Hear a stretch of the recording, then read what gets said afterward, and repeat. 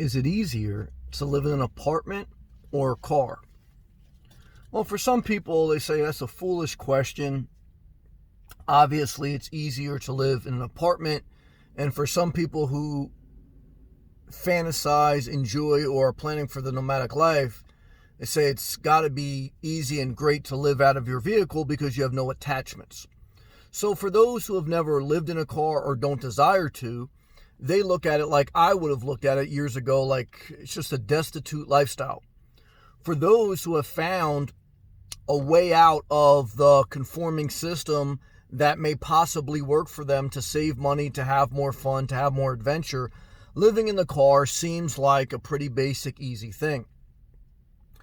And I will say it's a combination of both. Okay.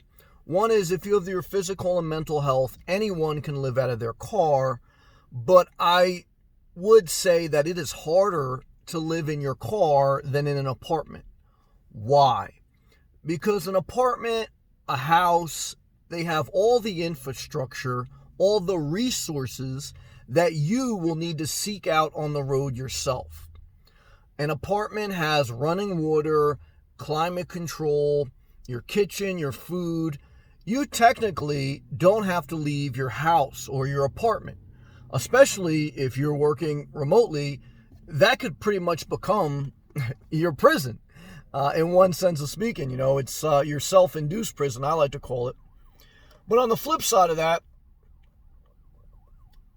when you live in your vehicle, car, or van, you have to go seek running water, the gym for your showers, the grocery store every day for your food. Pretty much, you can't store much food in a car. Public restrooms. You're not in a fully self-contained RV living in your car or van. So you could set up a porta potty, but you're going to need to at least dump it.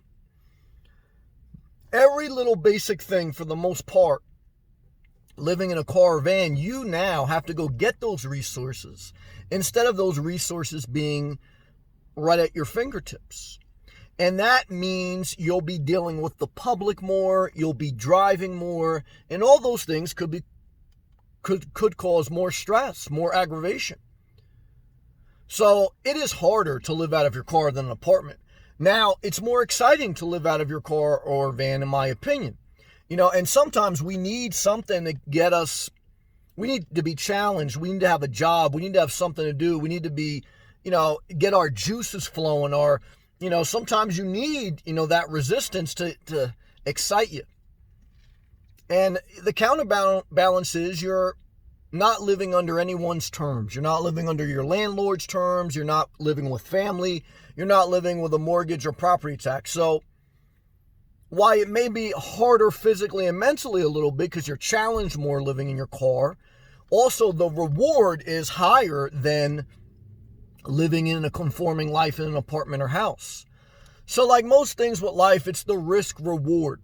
In one sense, it's more risky, it's more challenging to live in your car, but the reward, the freeing lifestyle, changing your location at will, and, just having the ability to mentally dream and not mentally be attached to anyone or anything, that's very exciting.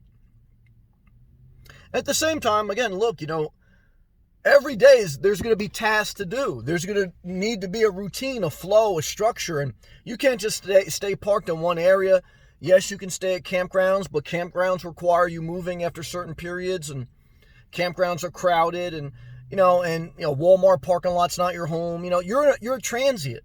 You're a nomad, which means even if you stay in the same town, you have to keep a flow. You have to keep a movement of, I'm at Planet Fitness for this amount of time. I'm at the coffee shop for this. I'm at the public park here. I'm at the rest area here. I'm at the campground here. There's a loop of movement. The nomadic life, you don't have to travel the country or the world, but you have to move. And that is more challenging, and it's harder than living in an apartment. More rewarding, but harder. So that's the honest assessment that you have to look at yourself. There's no age that disqualifies you. Now, obviously, you need to be above 18, and I would say you'd want to be below 80. So that would be the range. I mean, I would not plan on living in my vehicle past 80. I would not. My plan, I'm 40 years old now. I started living in my car in 37, at the age of 37. So Been living in my car for 3 years, going on 4. My plan is I'll keep doing this as long as there's no better option. And then at some point, probably in my 50s or 60s, I'll either get a fully self-contained RV, or I'll get a little shack. So even if in my 60s I'm living in a vehicle, it's going to be a fully self-contained RV, whether I have a home base or not. For my 40s and 50s, if nothing comes up in the meantime, I always look every day on the real estate market or on, just a different way to live life. But I don't find anything right now. So I could have no problem, as long as my physical and my health and my well-being holds up, that I could do it into my 50s. I could technically do it into my 60s and 70s.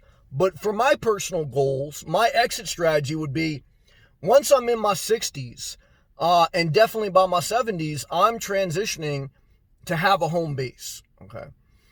Or to be in a fully self-contained RV. Because if you're in a fully self-contained RV and you don't have a piece of land that you own, you just stay at campgrounds or you stay at an RV park and you're fully self-contained. The older you get, the more comfort and the less risk you want to take. That's a general term. There's no exact science to life. So again, you can do this as long as you want. It's your life, right? So, but if I'm giving you my honest opinion and I'm not just trying to sell you a dream or my viewpoint from my life is age determines some of the risk calculation and some of the calculation that if it's harder because it causes more wear and tear on you to live in your vehicle versus an apartment. Look, I want my life to be easier as I get older, but that requires positioning. Now, if I was older and I had no other options, and I didn't want to live with family, then I would do what I needed to do. But I would be conscious of my age and I would start to form an exit strategy. Or even if I don't execute the exit strategy, I would want to know my options. Like if you were destitute, should you fill out for subsidized housing? I don't know the ins and outs of that, but if you fill it out and it's an option, fill it out. And if you don't like car living, then go to that. But find out where you want to live, Obviously, you can look at renting a room. And obviously, if money's not the major driver, you just want to be free from some entanglements, know that if you get hurt or sick on the road, because that's the worst time to be on the road. The worst time to be on the road is when you're hurt, sick, or extreme temperature. You have to have an exit strategy, whether it's going to rent a hotel, rent an apartment, or back out some way, do something. So the good days are good. The bad days can be challenging. And there's a reason that 99% of society live in an apartment or house. It's easier, period. Climate control in an apartment, running water, sewage, food, refrigerator, oven. You may not have as much fun living in your apartment or house, especially if you spent your whole life there. So there's something to be said for that. But you have to realize and accept that you're signing up for a little bit more challenging life, especially over time. And after the initial high wears off, there's more challenge. So I just wanted to give you that honest feedback and just shoot you a video. So hopefully it helped. If it did, click that thumbs up. I want to thank all my members of the channel. If you'd like to be a member, click that blue join button. I'll see you every night, God willing. I go live on this channel. And we'll go from there, guys. All right, have a great day. You can also check out my playlist. I documented, since I started the Nomadic Life 3 years ago, I have a Nomad playlist on my channel. And I have playlists about life lessons and, just life, what it is. We all have our own unique experience. And so we can grab parts of other people's experience, analyze it, put our own twist on it. But all of us have to form our own individual journey. That's part of being an adult. And we all need help along the way, but we also should push ourselves to be independent as well. So, take everything what I say with a grain of salt because it's your life. No one knows it like you. All right? Peace.